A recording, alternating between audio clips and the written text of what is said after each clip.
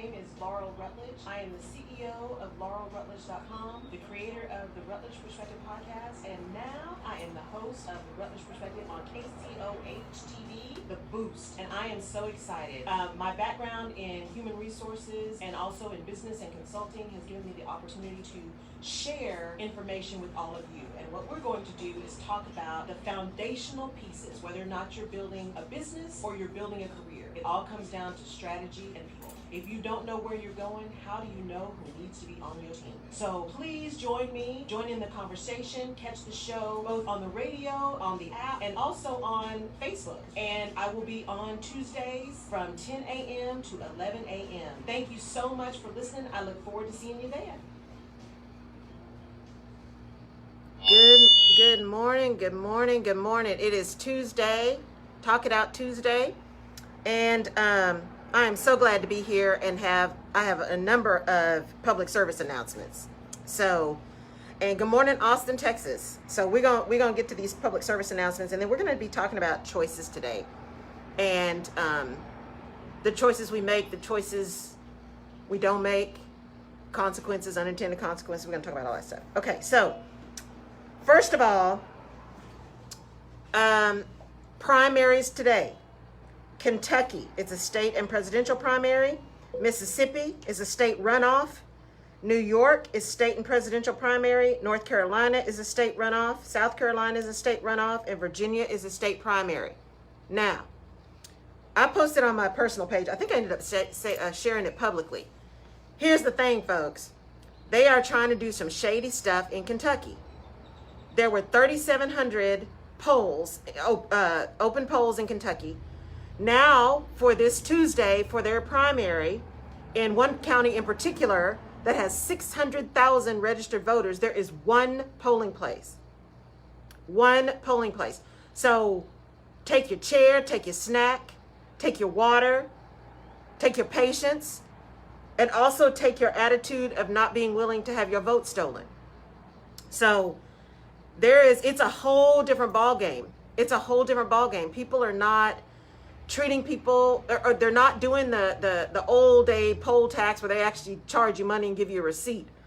They're doing different stuff that's a way to take your vote and to keep you from being able to do what you need to do. So don't let them take your vote. Kentucky, Mississippi, New York, North Carolina, South Carolina, and Virginia. Today is your day. And I don't think we have any more until, there are some next Thursday too. Colorado, Oklahoma, and Utah have state primaries next Tuesday. So, and the other thing is, remember that the presidential primaries are really important. It's extremely important, the election that's coming up. However, it all starts local and state.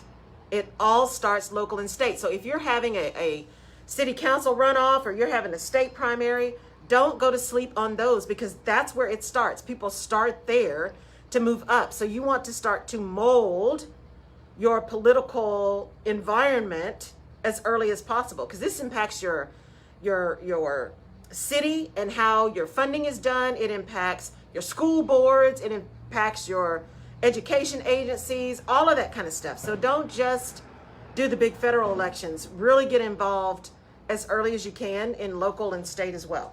Okay. Now, a reminder, the PPP, if you have a business and you want to apply for the payroll protection program, they are still taking applications through the 30th. So through the end of June, you can still apply with the Small Business Administration. Go online and apply. Don't know how long the money's going to be there. It's taking a while for the application process, but it is still open. So if you are still trying to get those funds for your business, you have until the 30th, which is next Tuesday, I believe. The Families First Coronavirus Response Act, that's the one that said if someone has to stay home because the kid's school is closed or because they're quarantined or what have you, that now medical leave, which used to be unpaid, actually can be paid. And so your employer is now responsible for paying you. They get some reimbursements for that, but still. As of right now, that goes through the end of the year, through 12/31/2020. So if you have employees that are still having to do leave because of coronavirus-related issues, you as an employer may still be responsible for ensuring that you are paying them for that time through the end of the year. Now, here's a big one, and it's been a little bit of a hot mess, but it has good intent. Harris County Relief Fund.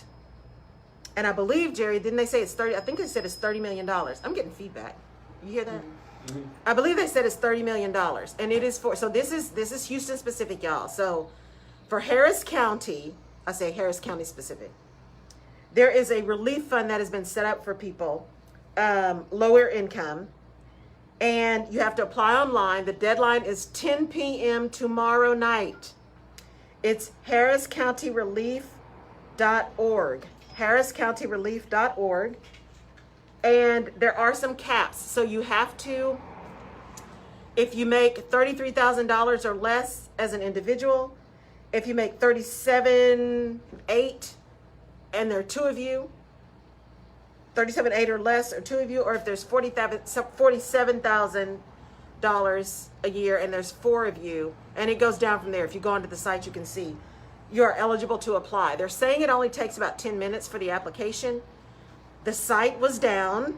Of course, this is the first time. There was such an overwhelming need. The site went down. So they're saying you can also call 832-848-0214. Again, 832-848-0214. harriscountyrelief.org. They were talking about it on the news and everything as well. So if that is something that you're still in need of to help families here in Harris County, this is not a time to let your ego keep you from doing what you need to do for your family. So if you need to try to apply for it, please do so. That's what it's there for. So we have completed the webinar series that I did, Taking the Panic Out of Pandemic. There's something else that I'm going to be bringing up to you guys probably into the summer, a masterclass that I think will be really interesting. Please feel free to join. Good morning, Sarah. Please feel free to join my Facebook group. It's a private Facebook group. It's called The Resource Community. And I go in there live every Wednesday talking about some of these same kind of topics and answering questions directly. And also we'll start going in there a little bit more often. So feel free to join that. Would love to have you. There are 2 questions you have to answer, like the number of employees you have and your email, so I can let you in. So please answer the question so I can admit you. But would love to have you there. Every Wednesday I go live unless something happens and then we move it around. Okay. Choices. So I wanted to talk about choices today because there's so much going on, right, Jerry? There's so much going on. And the thing that hit me as I was getting ready last night and putting some things together is, you know, we're having this huge surge in Houston and in Texas in general, huge surge. And a number of other states are too. Whereas if you look at New York, they're actually starting to open up. They're going into phase 2 now to open up. And when you hear all the experts, one of the things they talk about is, what were the choices we made very early on? How did we respond very early on? Did we listen to the science, or what did we do very early on? And there's so much rhetoric out there now. The mask doesn't prevent it. Why are we wearing masks? You know, and in Texas, we're a bootstrap kind of state, right? I mean, it's a whole other country. I get that. But here's the deal. One, wearing a mask is not about you. It's not. Good morning, Odessa, Texas. It's not about you. But here's the other thing, and this is the way I like to think about a mask. I was telling somebody this yesterday, and like, oh, you need to post that. And I don't know why it came to me, but it just did. I think about a mask like I think about a seatbelt. Yep. So while there's all these conversations about whether it does or does not prevent coronavirus, there's nothing ever said it would prevent it. Nothing. Mm-hmm. It's a respiratory virus. But just like a seatbelt, you wear a seatbelt not because it keeps you from getting in an accident. That's not what a seatbelt is designed to do, because you're still driving the car. Mm-hmm. But what a seatbelt does do is minimize your risk of dying or serious injury if you are in an accident. Mm-hmm. It's the same thing with a mask. The mask is not intended to prevent coronavirus. It is intended to minimize the risk you have of contracting the virus or giving it to somebody else. That's the point, people. You know, I did this with the men. that a lot of guys I know were like, I ain't doing that. That's stupid. I'm like, okay. But I'm sure there's a lot of men at family law court wish they would have wore condoms. I'm just saying. But that'll get your attention. Doesn't always prevent it, but it's better to have something. It's better to have something to minimize your risk than to have nothing. So when I started thinking about that, was having this conversation with this person, that's what made me start thinking about choices. And we do have free will. We do have choices. You know, nobody has mandated that there's a law that you have to wear a mask, although now in Harris County, you have, if you're inside a business, you do have to wear a mask. Jerry and I have been wearing masks for months. But now, if you're in a business, if you are the business owner, if you're an employee, or if you are someone who is patronizing a business that is inside, you have to wear a mask. And the businesses can be fined if someone reports them or somebody comes by and sees that people aren't complying. So you still have a choice. You still have a choice. You have a choice as a business whether or not you're going to comply with that order. You have a choice as an employee whether or not you're going to follow the rules of the business. You have a choice as a patron whether or not you're going to follow the rules to go in. And choices have consequences, good and bad. Because we all have them. We all have choices. And we are free to make the choices we want to make. What we are not free from is the consequences of the choices we make. So if you decide you want to drink and drive, you got to suffer the consequences of that decision. If you decide that you are an employer, you're a business owner, and you don't want to comply with the mask order, then you get to reap the reward of potential fines, of being shut down. I think there were a few bars in the area that lost their liquor licenses because they had folks packed. And that was when it's supposed to be. Were they threatened? Because I know that Abbott has been very timid about. I think these were here. They actually lost it. Wow. They actually lost their life temporarily. I mean, it wasn't like suspended forever. I think it was like a 30-day suspension or something. And so you're free to make those choices. Just understand what that means. If you're an employee and your employer says you have to wear a mask to come in, and you decide you don't want to, well, if that's the rule and that is the new work rules, and you decide you don't want to comply, and there is no medical reason, for you not to comply, then you're essentially saying you don't want to work there, and that's your choice. Yeah. But understand that there are consequences to the choices that we make. And if you are a patron, you want to go spend your money somewhere, and there are people standing at the door, because I had to go pick up some stuff the other day. And there were people standing at the door of the stores, making sure everybody had a mask on. And if they didn't, in some cases, they were giving out masks, right? And I still saw people walking around. I don't know. Anyway. Do you know what that's about, though? Because I think that the mask wearing has really become political. I think some of it has become political, for sure, especially because we're in election season. I think there is a lot of politics around it. I think some of it is people tend to be very self-focused. I won't say self-centered. I'll say self-focused, where it's all about them. And how dare somebody tell me what I got to do? And I do think there's a small percentage that really can't function with something on their face, right? I know some that have chemical imbalances. Right. Asthma, claustrophobia. There are some reasons that people have a hard time with masks. And so, there are some things like that we have to be aware of and sensitive to. But when I hear the conversation of people who are just not wearing masks, it's just kind of this defiant, nobody can tell me I got to do that. That doesn't make any sense. It's still saying it's a hoax, all that kind of drama. And so I think as we see, especially in the states where we're seeing the rise again, and they've said this morning on the news, if you look at what happened with Memorial Day, if you look at what happened as the states opened up so quickly without a plan, just said start opening up, and please social distance, please think about wearing a mask, all of this kind of really soft.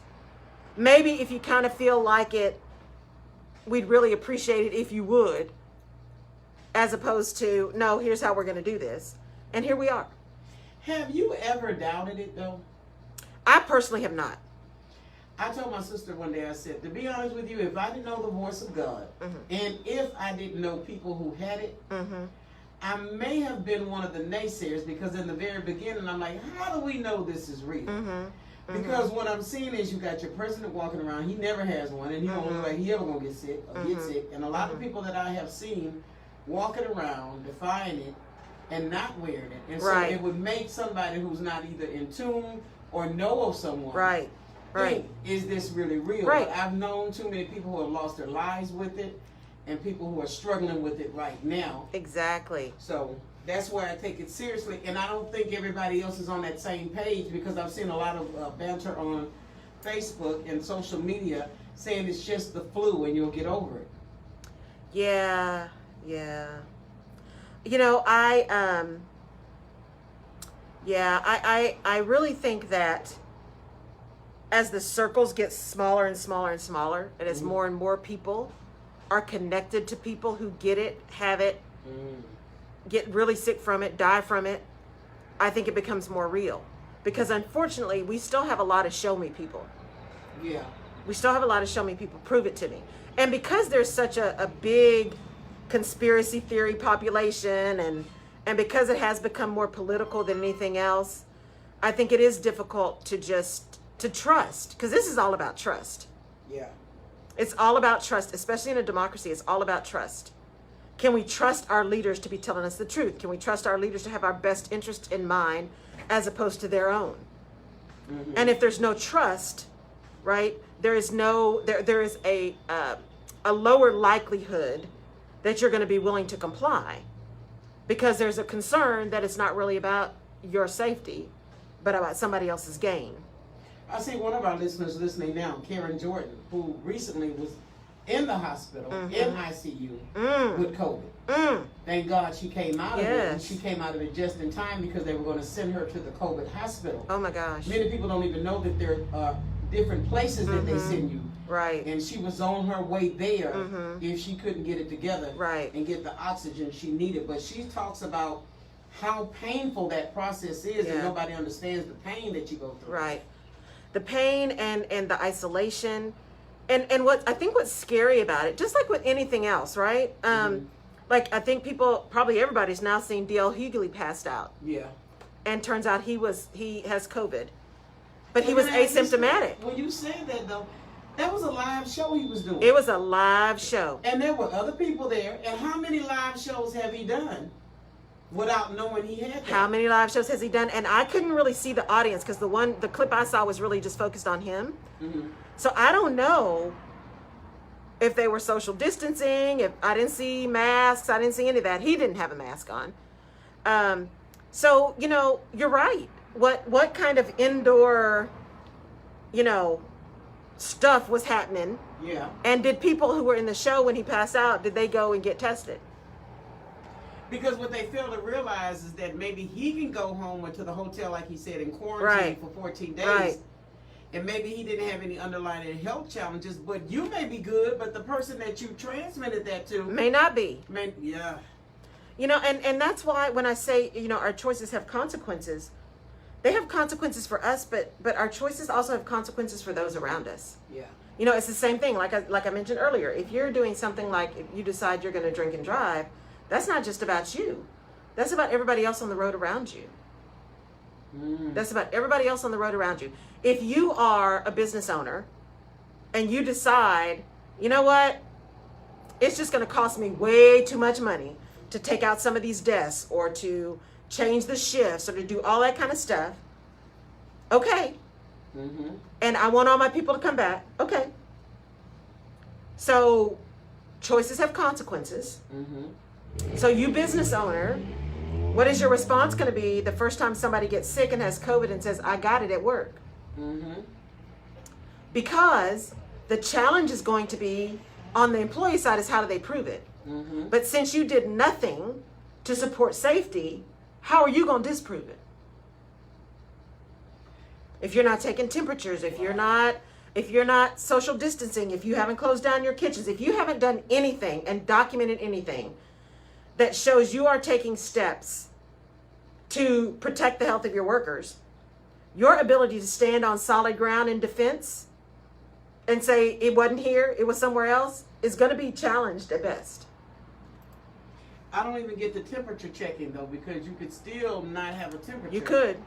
You and could. have it. You could. It's just, again, it's just one of those risk mitigation pieces, right?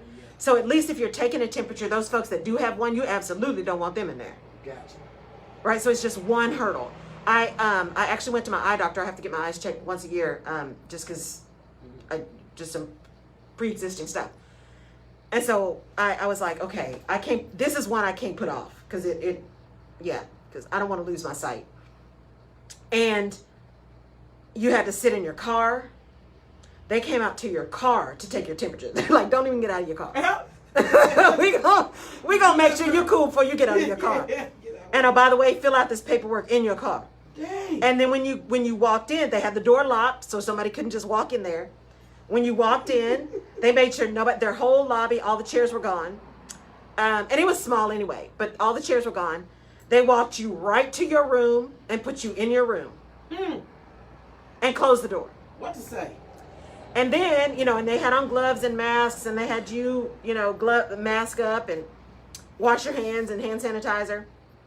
And then when you had to come out and use, the little machines, like, the peripheral vision and all those kind of things, they wipe everything down in between. They're like, don't sit anything on the floor. You can touch the desk because the desk is clean, but don't sit anything on the floor. And then as they move you around, when you get ready to leave, they go out in the little hall, make sure nobody else is in the hall before they even let you go out to go back to your room. I mean, they were really on it. They were really on it because, the proximity of doing something like, just like dentists, right? Eye exams. There are certain kind of exams that the ability to keep a distance in serving you is just not possible. You can't be 6 feet and work on somebody's teeth. Yeah. You can't be 6 feet and check somebody's eyes. So you have to be extra cautious. So, what that means for them is, yes, they are back open. They are seeing patients. However, the number of patients they can see in a day is dramatically decreased. The amount of time it takes to do that is dramatically increased. I mean, you even had to pay your bill in the room. They brought like a little machine that had been sanitized into the room. You weren't standing at the counter. They're like, no, you come in, you get examined, and you got to go. So we're not trying to keep you in here. So the consequences of their decision to do this and to stay really connected to how are we going to stay safe is they're open, they are making revenue. More importantly, they are serving the community. And they're not necessarily back up to the business the way it was because they can't be. They can't be. You can't see as many people when you're doing that. It's not possible, right? So, and the same thing with your glasses. You have to do your glasses a different way. You can't just stay there and try on frames. None of that. None of that. So when we start looking at how we're running our businesses, how we're interacting with people, how we're managing our daily lives, the choices we make have consequences. I think about when you and I get off the air. Mm-hmm. And I say it jokingly, but what do I tell you? Get away from me. Yes, exactly. Exactly. Down that aisle, you walk directly behind. I mean, far from me. Yep. Because we do have to be extremely careful. Yes. And most people would think that's overcautious, but I'd rather be overcautious to avoid somebody else getting sick. Or myself getting sick. Right. As we're talking on these microphones, I see other shows and people have told me, well, other people are doing shows and they don't wear masks. Well, that's that station. But at this station, this is what we have to do. And I don't think people are looking at the bigger picture when it comes to a business and what all they have to do to make sure you're safe. Right. And I love you, but I'm not up in here without a mask. Yeah. I love you too. I'm like, Because here's the thing, and you wipe down before I come, I wipe down before I leave. It's just, because the other piece of this is, part of this is just respect and common courtesy. Yeah. Because we don't know what we have and what we don't have. We just don't. Unless you've been diagnosed, unless you've been tested. Although, even some people that have been tested that keep testing negative and turns out they have it, or testing positive and turns out they don't. I mean, nothing is 100%. Nothing is 100%. So we have to be willing to do what's necessary to mitigate risk. This is about risk mitigation. This is not necessarily about prevention. It's about risk mitigation, because I don't know that you... Okay, y'all, so I have to tell you.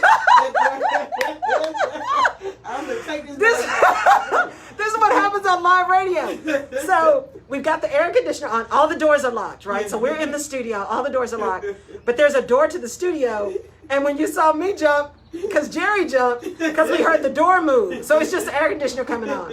That was funny. We in this game. Yeah, because we were both about to be like, uh-oh. Especially because we had, literally the explosion that happened the other week in Houston happened literally right across the street. Yeah. So, we just got to be cautious. Yeah. If you tell me to duck, Jerry, I'll tell you to duck. If you see me moving, right? Right. If you're running, if I see you running, I better run. Good morning, Richmond. So yeah, it's we have to really think about what we're doing and why we're doing it. So if you are now, you're a leader, you are running a business, or more importantly, you are a leader within your business, or you're a leader within your home, you're a leader within your life. What are those choices you are beginning to make? So I love podcasts. And there is when I talk about unintended consequences, the thing that came up to me, and this is just a really strange story. The thing that came to me was a podcast is by Malcolm Gladwell, who I love Malcolm Gladwell. I'm determined at some point to meet Malcolm Gladwell. He's the one that wrote Outliers. And he has this podcast called Revisionist History. Revisionist History. And what I love about it is he takes things that have occurred before, and with the ability to look at things in hindsight, he is able to go back to these issues or occurrences and reevaluate them with new data and updated information. And what I like about Malcolm Gladwell is he doesn't come at anything from a political or previously decided perspective. He tends to be very open and very balanced. Mm-hmm. So there was this one episode, and I meant to write down the name of the episode, but there was this one episode, and it was, unfortunately, the beginning of the episode was about this football player who'd gone away to college, actually ended up, I think it was bipolar, and ended up committing suicide. And he was talking to the family about, what they missed and what they didn't see, and the pressures of college and things like that. And then Malcolm Gladwell actually went on campus and started talking about, with a bunch of students, talking about the pressure of collegiate athletes, the pressure of class, right? The pressure of the scholarship, getting on a professional team. Just the incredible amount of pressure on these kids who are collegiate athletes. And as he was talking to these kids, he made this really, really wild statement. And it was really controversial. And he said, if you know how much pressure this causes, if you know that there's much more interest in the money that comes into the school and the endorsements and things like that, and you are willing to sacrifice these athletes' education and the quality of their education as long as they play good, if you know all of these things that are broken about these systems, then just stop it. Mm-hmm. Don't have collegiate football, don't have collegiate basketball, just don't do it. If you're not willing to fix it, just don't do it, right? So now he's in a room of all these college students, right? Mm-hmm. He said, it's pretty clear to me. We have the evidence, historically, we have the evidence of what this does to people. We have the evidence. Why would we keep doing the same thing? Then he had a kid stand up in the audience. And the kid said, I understand what you're saying. And I understand the pressure, and I understand that some of us don't always get, the best education that we could get because the school is more concerned that we play well as opposed to getting our education. As long as we're playing good and on the field, that's what they care about. He said, but the other side of that coin, if we made a choice as universities to stop collegiate athletics, I wouldn't be able to afford to go to college. Because my ability to go to college is directly dependent upon my athletic skill that enabled me to have a scholarship. Because my family would not have been able to afford it. There's no way I could get enough loans. And if I did get loans, I'd be in debt for the rest of my life. He said, so for me, the ability to play collegiate athletics enables me to have a better life after college. So the choice that the university is making, fundamentally, they're making different choices because they're making financial choices. But from Malcolm Gladwell's perspective, the choice that the university is making fundamentally is the health of the students, right, versus revenue. Mm-hmm.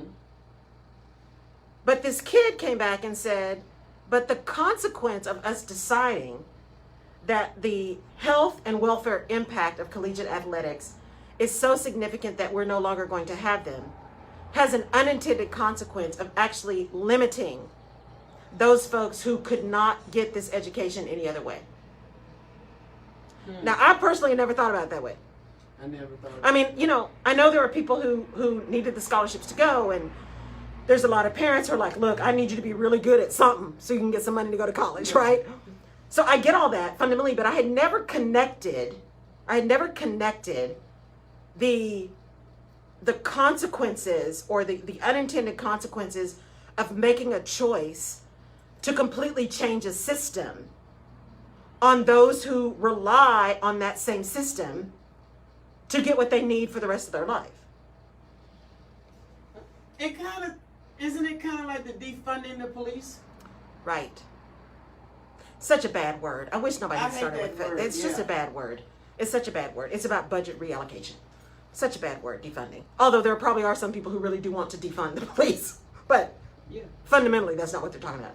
But wait, when you bring this up, because I have teachers on here as well. Yeah. Okay, and Governor Abbott is saying that in August schools are back open. Yep. But the numbers are Unintended increasingly consequences. spiking. Yes. And so I have a lot of teachers who are frustrated and Yes. hurt as bad as they want to go back to work. Right. As bad as they're saying the children is messing with their little heads if they Yeah. don't get socialization. Right. But what about the teacher? Exactly. So again, unintended consequence, or maybe intended, I don't know. Unintended consequences. On the one hand, we understand very clearly the impact on students of not being able to go to school. The socialization piece. For some kids, that may be the only place they get a meal. For other kids, that's their only safe zone, right? Because they're in violent kind of situations, Yeah. right? So we know for a fact that there are negative impacts of not being able to go to school, not having that social interaction. And we know there are negative impacts of all being together, right? We've seen that. Mm-hmm. And the choices that seem to be being made, at least on the surface, are what's more important on the surface. What's more important is ensuring that we manage the socialization, mental health, and quality of education of these students. Mm-hmm. The unintended consequence of not having a better plan, a clear plan of significantly underfunded schools for generations, of schools that are fundamentally unable to even handle the big surges in students that they had, at least in West Texas when they had the big boom, right? And you had all these students. The unintended consequence of that is the additional stress on teachers, who sometimes are the ones that are actually managing the kids' stress even more so than sometimes their parents are, because they're with the teachers more hours of the day. The stress on the facilities. Can the facilities really handle it? The stress on administrators, who now have to figure out which teachers are going to come, which teachers are not going to come. And in places where there's a shortage of teachers anyway, how are we going to make this happen? So while on its surface it seems like we're just really going to get everybody back together because we need to kind of get back to normal and we need kids to feel like it's back to normal, Mm-hmm. the unintended consequences of that choice are broad Yeah. and heavily impactful. Yeah. They are impactful for the teachers. They are impactful for the students. It's impactful for the society. It's impactful for the facilities. And if you don't take into account all of those pieces, then you aren't prepared to be flexible enough to respond to those consequences when they manifest. Mm-hmm. So what are you going to do if you have a school district where every teacher or the majority of teachers who are K through 12 decide, you know what, I'm not ready, so I'm not coming back? They don't get paid. Yes, but again, they have a choice, right? Or they go to the district and say, you have not shown me a plan that shows me that you're going to protect my safety. So until you show me that, I will not be back in the classroom. There aren't enough substitute teachers to make up for that. But when you And said they had a choice, if they're not getting paid, is that really a choice? it is a choice. We all have choices, but choices have consequences, remember? Okay. So your choice may be, I am more concerned about my health than I am about getting this paycheck right now. Maybe I have a spouse who's making really good money or whatever, right? Or I just don't want to do it. But what are we doing if people decide they're not going to go back? So now you may have had enough teachers where you could put classrooms, 30 kids in a classroom, which is still not ideal, but 30 kids in a classroom. Now you got teachers not showing up, so now you got to put 60 in a classroom. Or you got to expand the day because you got to then figure out a rotating schedule to get kids in. Or you got to expand the school year. And now, right, wrong, or indifferent, you're basically at year-round school just because you got to get all the kids through. That is unintended consequences. Is anyone really thinking about the fact that depending on the size of the district, depending on which teachers come back, depending on what kind of spread we have, both with the students, with the administrators, are we going to end up having to do something that expands the school year simply to manage the education of these children that need to go back? And who's thinking about that? And more importantly, not just thinking about it, who is actually talking about it and making a plan? Because talk is cheap. Talk is cheap. Talk is cheap. And if we are not making plans and we are not making an effort to ensure that we are thinking about all of the pieces and how those pieces connect, then we're going to have unintended consequences that we're not ready to respond to. I just had this conversation with someone yesterday and I said, when I talk about strategy and talk about whether it's your business or your career, what are you going to start doing? What are you going to stop doing? What are you going to continue doing? When you make that strategic plan, part of that strategic plan is looking holistically around everything that you're doing and doing the best job that you can to understand what all the risks are and determining what your plan is to mitigate those risks. Now, I haven't been in every school board meeting across the country, and I haven't listened to our governor much, quite frankly. But as I go back and look at transcripts of some of these things, if I were in education, I'd be concerned because I'm not seeing a clear plan. All I'm seeing is the schools are going to be open in August. What does that mean? What does that mean? What does open mean? But can it legally be done when we're having high numbers? And he just said yesterday, if we're going this direction, the last step we're going to do is close down again. Mm-hmm. So I really don't think school's going to, I know what he said, but I really don't believe they're going to open in August. Mm-hmm. So if a person says, I have a choice, but that's what I'm hearing other teachers say, I don't have a choice, I have to work, I'm a single mother. Right. So in their mindset, they don't have a choice. Mm-hmm. So legally, you still have to go with these numbers up? So there's two different things, right? So choices are not necessarily legal or illegal. Okay. Unless you're doing something illegal, right?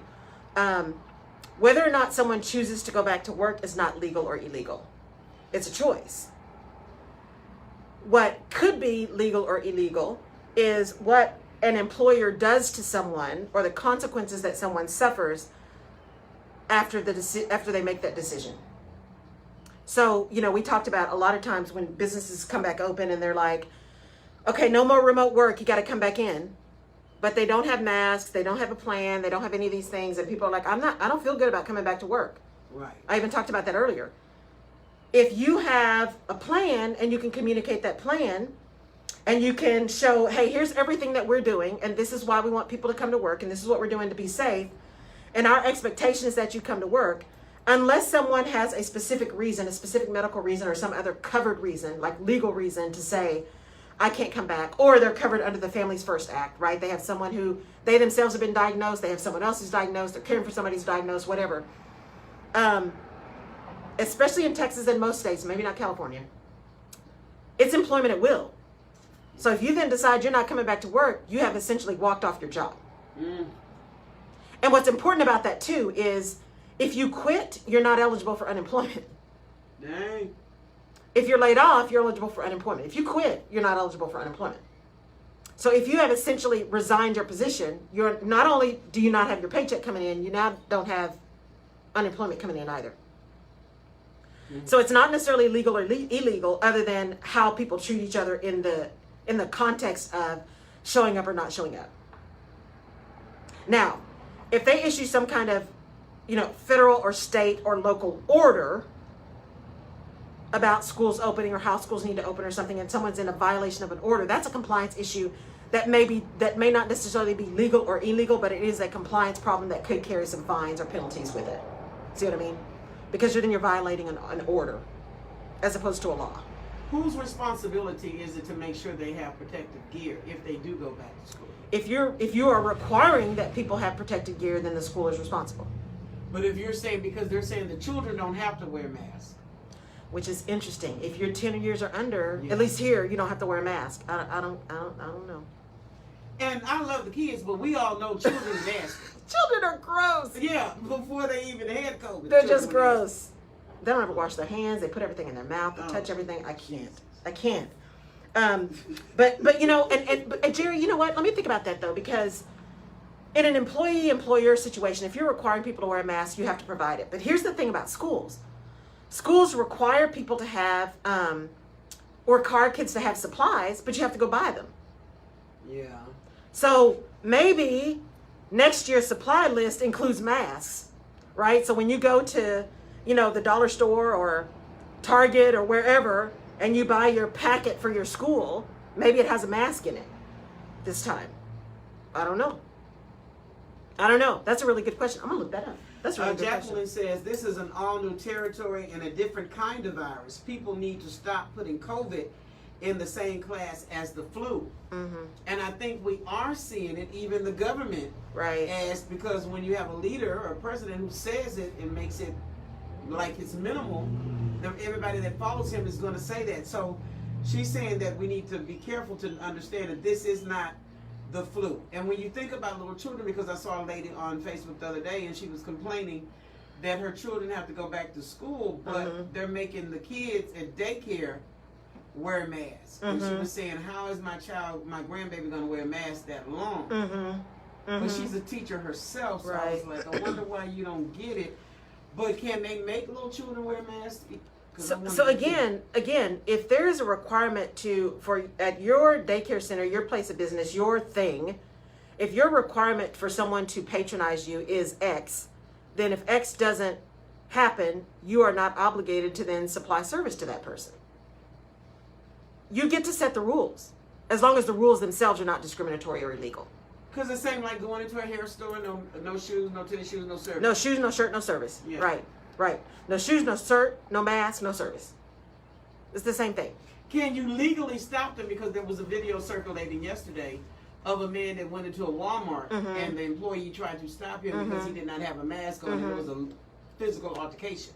So if your rules are no shoes, no shirt, no service, no shoes, no shirt, no mask, no service, then you can refuse service and ask someone to leave your premises. Absolutely. Now, whether or not you're able to do that without there being an altercation is a different conversation. Because that depends on who the two people are. Because here's the other thing. If y'all remember, this was maybe a month ago. The man who went into Costco, remember that? Who went into Costco. Costco requires you to wear masks. The guy went into Costco, was on his phone. I think he was doing some kind of video too, talking about, I'm not wearing a mask. They can't make me wear a mask, blah, blah, blah, blah, blah, blah, blah. Had a cart full of stuff. And as he got ready to check out, I think it was in the aisle maybe, one of the people from Costco came up and said, sir, I'm sorry, if you're in here, you need to have a mask. And the guy went off. I don't have to wear a mask, blah, blah, blah, blah, blah. And the guy said, you're absolutely right. Took his cart and said, we're going to have to ask you to leave the store. So didn't let him check out, didn't let him buy that whole cart of stuff, just said, our rules are you have to wear a mask. So you're absolutely right, you don't have to wear one, but you can't stay here. What is that old saying? You don't have to go home. You can't stay here. You don't have to go home, but you can't stay here. Yeah, exactly. So again, that guy was really calm. He didn't argue with the man. He didn't, curse him out or any of that kind of stuff. He was just very clear. These are our rules. I'm sorry, I can't let you check out. You're going to have to leave the premises. And I think his wife or girlfriend or something was with him, and I think she may have gotten stuff. But yeah, so if it's your organization, if it's your department, if it's your business, then you get to set some rules as long as they are not discriminatory or illegal on their face. And actually, it is legal to tell them now, mask.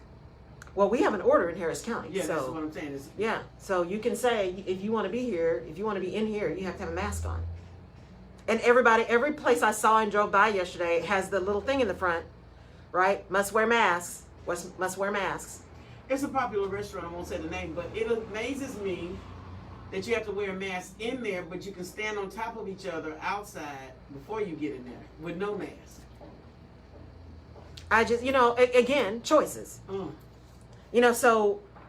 a lot of the restaurants are saying, you have to have your mask on as you're ordering and all that kind of stuff. Clearly, you have to take your mask off when you're eating.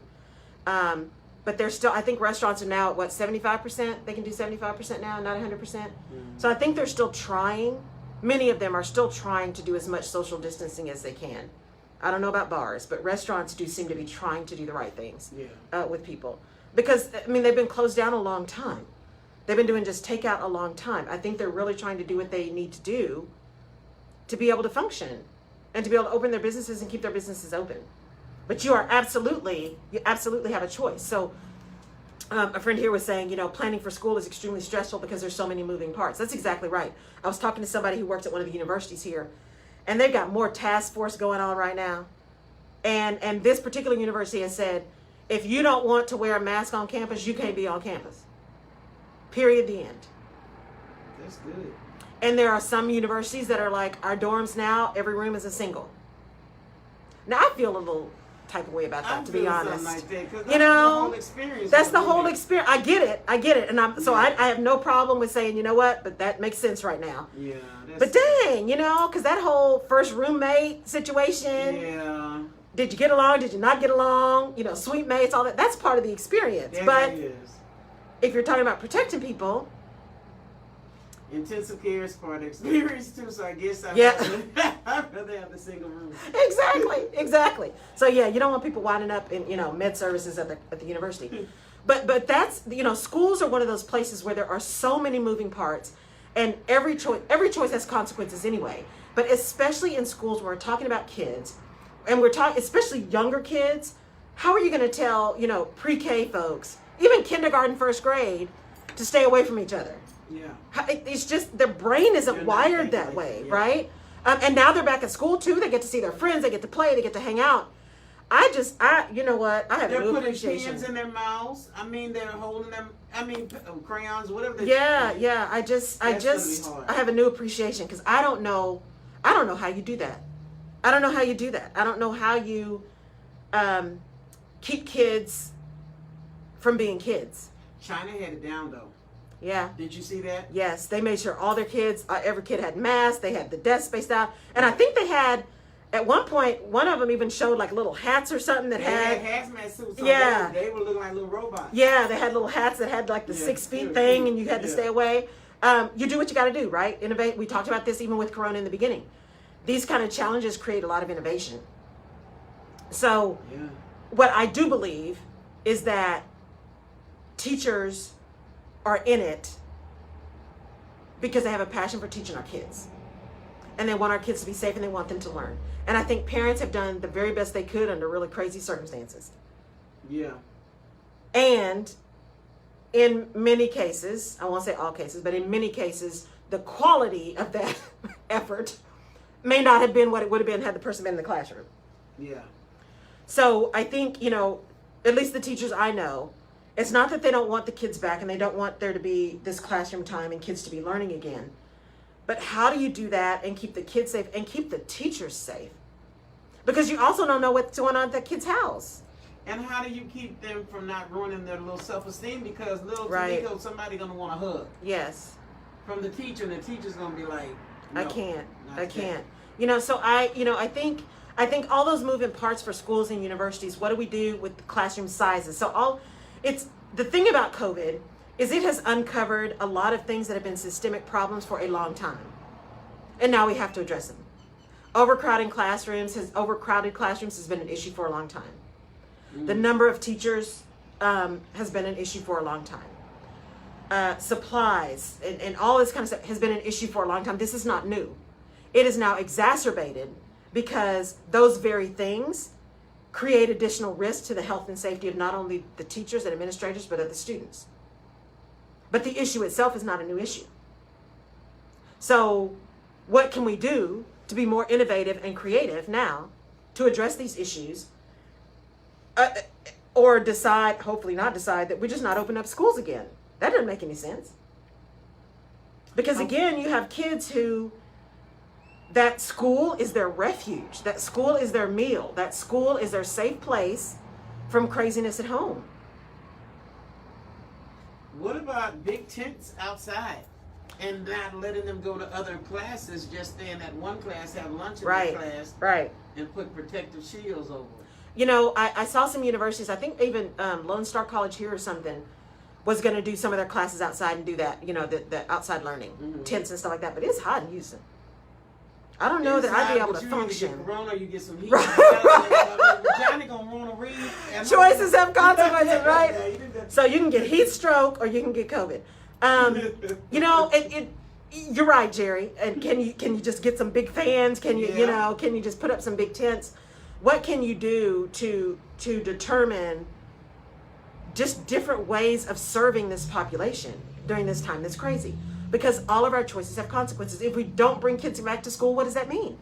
What does that mean to the quality of education? What does that mean to a whole, you know, year or two worth of students? Does that mean now when they do finally go back, how much farther are they going to be behind, or are they going to be behind? You know, I had a Zoom meeting a couple of weeks ago with some friends that I hadn't talked to since the pandemic. We hadn't talked or gotten together, and we decided we were going to have a Zoom. And that interaction was everything. Just to laugh and to see each other. So I can imagine as a grown woman, if you didn't realize, wow, I missed that. Right. How these children do feel. Oh, yeah. But as you said, the moving parts are so many because the teachers still have children of their own. Yes. And families of their own they have to go to. Both of my parents were educators, so they were always with a cold because they brought that home, so we had the cold. So we have to think on those terms. As she said, it's not the flu, but it's still, if you've ever been around children a lot, you're prone to get sick. Yeah. When you're around children. They're just little carriers. They don't mean to be. They're little petri dishes. I know some friends of mine are like, I've never been as sick as when my kids were aged, 0 to 6. That's the sickest I've ever been in my life. Because every time I turned around, they had something, right? And at that age, they feel bad. They want to be right up on you, right? I cannot. They can't help it, right? But, if you look at what is also happening, and this is why I say, how can we really start thinking about all the details and make some decisions that may or may not be permanent, but at least get us thinking about being flexible and managing our issue for now. So, for example, there are universities who have now waived college admission scores, like taking the SAT and ACT and all that kind of stuff. They've waived those requirements for admissions to college. Well, that makes sense because, yes, those tests now are not just the fill in the little card, what do they call this little thing? Those little cards you have to fill out you have to bubble in. Now a lot of them are electronic, but you're still sitting in those big old rooms with hundreds of people. I remember years and years ago when I sat for the CPA exam, it was George R. Brown. All these tables filling up George R. Brown. There was not hardly 6 feet between all these people. So, if you think about those standardized tests, even though they're done electronically, if it means people have to come together and go to certain situations or certain locations to be able to do it, you're adding to the stress and adding to the risk of continuing to spread. And so, at least for this year, by saying we're going to waive that requirement, and they're looking at other things, right, for admissions, because there's so many pieces to admissions. It's not just the test scores. And quite frankly, there's a lot of argument about the validity of test scores anyway, and whether or not they really are indicative of your ability to be successful in college. They're being more creative about how we still get people in, how we still get people this college experience. And so I would think it'd be the same thing in K through 12. What can we do a little bit differently? How can we assign things differently? How do we have detailed conversation and make plans and start talking to people? Start talking to people about, here's what we're doing, here's what we're addressing it, here's the stuff we haven't addressed, but here's what we're working on. Yeah, I think people want to really believe they have a choice and have options. Yeah. As far as just coming back to school, or if you're not ready, too bad. Because if I think they have to start the conversation, like you're saying, if the teachers are included in this conversation and the staff and the faculty is included, I'm sure there's something they can come up with. I really think they could come up with waiting until next year. But a lot of people ain't ready to do that. But And a lot of parents are like, please take my child back to school. Well, I understand you don't want your child, but then a lot of people, you know, they I get it. The teacher. I get it. And now they're having to see that little Thelma wasn't as sweet as she thought she was. So see, that's the hard part. And maybe we don't pay teachers enough. There's one of them because they're two educators. So okay. Yes. They didn't get and so again, because I tend to be glass half full, the other side of this drama and this craziness is that it has again peeled back the sheet on a number of things that have been systemic, that have been a problem, and we just haven't addressed them. Because I got to tell you, our education, to really address the issues in our education system, it almost feels like you just need to blow it up and start over. Yeah. Because it has gotten to be so political. It is so ingrained in the way we do stuff that the ability of people to really think differently about that is going to be extremely difficult. So you almost need to just start over, which is not necessarily probable or practical. So, you know, we all do have choices. We have choices whether or not we're going to go back. Again, choices have consequences, and there are good choices and bad choices. And if you are a single parent and this is your one level of income, you're not going back to teach might not be the best choice. Yeah, a friend of mine, she did say that. She says, I have some choices I have to make. I have to really think about. Because if I don't go back, she said, I sign my contract for next year. Right. Would I forfeit that and try to find something else even after I have a signed contract and have to break that contract? Right. Right. So There are consequences. And even if it's not education, if it's just a job. I mean, companies are hiring. Companies are hiring right now. It's not widespread, but companies are hiring. But if you are really upset where you are, it's always easier to find something else when you got something. And as I've said on the show multiple times, don't hurt you because you're mad at somebody else. Now, that's the truth. So don't just walk away. Now, if you're unsafe, you need to walk away. If you're unsafe, I say, get out of there. But if you're not unsafe, it's, Adrian said it on my webinar the other day, you might just need to suck it up, buttercup. So Adrian. And figure out how to make it work where you are until you can find something else, until you can make a plan and execute that plan. Yeah. Because I think it was it the Dalai Lama or something said, anger doesn't hurt the person at whom you're angry. Anger hurts you. So if you're angry or you're upset with your employer and you decide to walk away, that doesn't hurt them. They'll find somebody else to sit in your seat. They'll have another you in a minute. It hurts you. Yeah. So how can you make sure that even when we're in our emotions, because we all are in our emotions right now, even when we're in our emotions, how do we manage those in a way that we can make a plan, we can we can be effective, and we can be focused on what is the right thing to do for us and for our family? That's true. Because at the end of the day, choices have consequences. Choices have consequences. And if you're really strapped right now, but you decide, I still need to go on that vacation, well, that's a choice. It's a choice. Might not be the best choice, but it's a choice. So we do have the opportunity to decide what we want to do. I think the key right now for all of us is understanding that some choices are not about us. Like we talked earlier, the wearing of masks, that's not about you. That's not about you. It really isn't, because when I think about it, I'm in here by myself in the studio, but when you come, I make sure that I spray down, wipe down everything, and then I put on my mask. It's one thing if you're by yourself, right, and you're moving around, but when you know that you have somebody else that you have to be responsible for, you have to make the right decisions. Right. Because I saw a young man who was going to the clubs, and with no mask, he's been doing his thing, but then he got on Facebook yesterday saying, please pray for me. I tripped out. I finally got it. So, one part of you be like, I wish I would. The other part of me, well, yeah, you got to pray for him. He's asking for prayer. But there's been warning after warning after warning. It is important that as we make these choices and as we decide what we're going to do, that our actions and our statements are aligned. So if we're saying we are concerned about people, if we're saying we want people to be safe, if we're saying that we want to participate in this community that we're in, then our actions need to say that. if we want to support, Black businesses, if that's where we want our dollars to go, then our actions need to say that.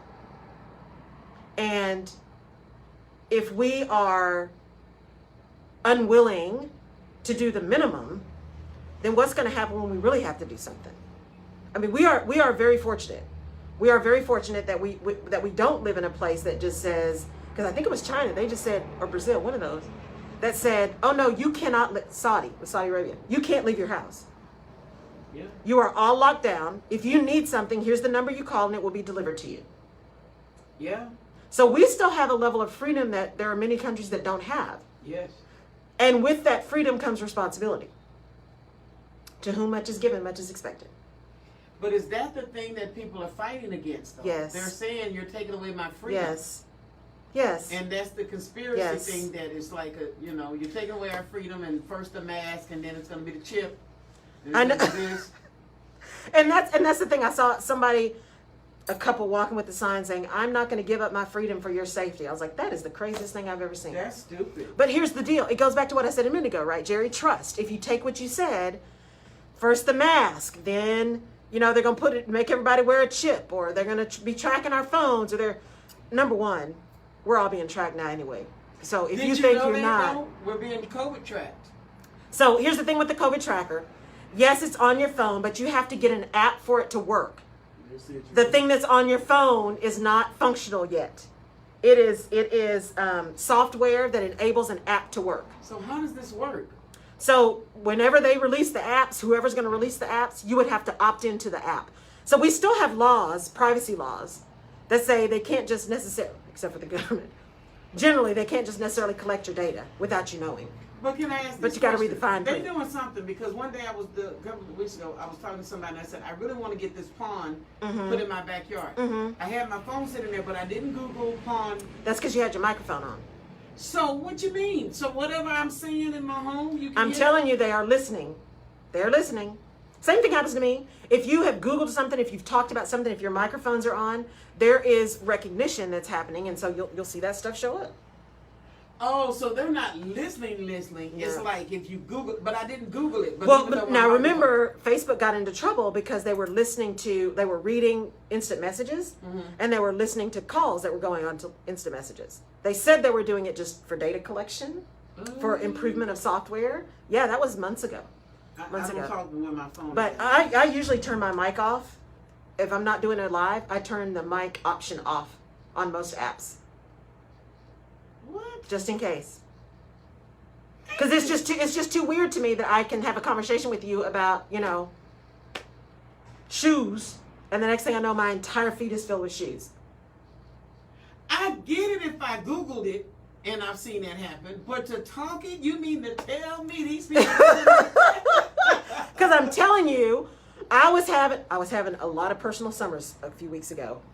And I was saying something to people. I was like on a polo or something. The next thing I know, my whole feed, estrogen and supplements and all. I was like, seriously? Why is all this stuff showing up? I forgot to turn my mic off. So where is this mic? Said mic.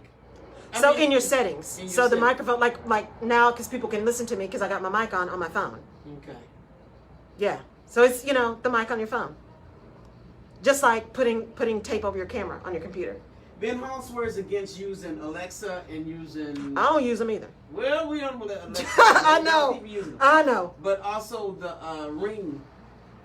Ring, well, yes. And so here's my perspective on Ring. Alexa, I don't do because, again, that was shown as people were listening in. And they could be hacked.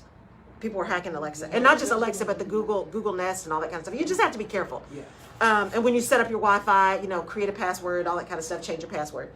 You just have to be smart.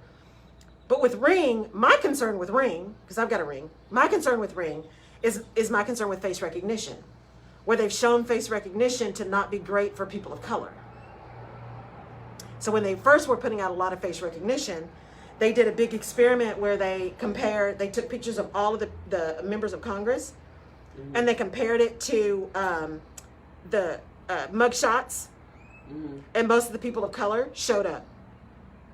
And because it's got a face recognition. But Jerry, my friend Tisa said, Jerry, you're hilarious. So she is funny. So so with Ring, as just with everything else, you got to be safe. You got to be smart. With the choices you make, you got to be safe. You got to be smart. But understand, you are free to make choices, but you're not free from the consequences of the choices you make. We need Ring. That's just a choice I'm gonna make. Right? Well, and Alexa, because especially people that are homebound, seniors, it's perfect for them. It is. You just gotta protect it the best way you can. And you can get KCOH on there too. KCOH on Alexa. All right, y'all. We ran over. Remember, you got it. You got choices to make, and we can do this. We can do this. We just got to be active and smart. All right. And with that, I'm out. See you next week.